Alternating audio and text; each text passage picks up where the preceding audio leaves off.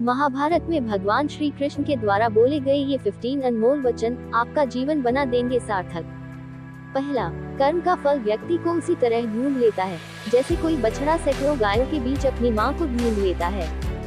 दूसरा, आत्मा न जन्म लेती है, न मरती है, न ही इसे जलाया जा सकता है, न ही इसे भिगोया जा सकता है। आत्मा अमर व अविनाशी है। तीसरा, इस संसार में कुछ भी स्थायी नहीं है। चौथा, आत्मा शरीर को वैसे ही छोड़ देती है जैसे मनुष्य पुराने कपड़ों को उतार कर नए कपड़े धारण कर लेता है। पांचवा, मन शरीर का हिस्सा है। सुख दुख का एहसास करना आत्मा का नहीं शरीर का काम है। मान अपमान लाभ हानि खुश होना दुखी होना सब मन की शरारत है। छठा, जब ये संसार ही स्थायी नहीं है तो इस संसार की कोई वस्तु कैसे स्थायी हो सकती है।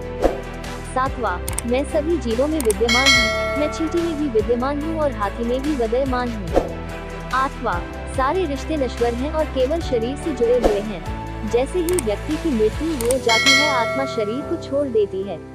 आत्मा का शरीर से जुड़े रिश्तों से कोई नाता नहीं रह जाता है। नौवां, मेरे भी कई जन्म हो चुके हैं, तुम्हारे भी कई जन्म हो चुके हैं, ना तो मेरा आखिरी जन्म है और ना ये तुम्हारा आखिरी जन्म है।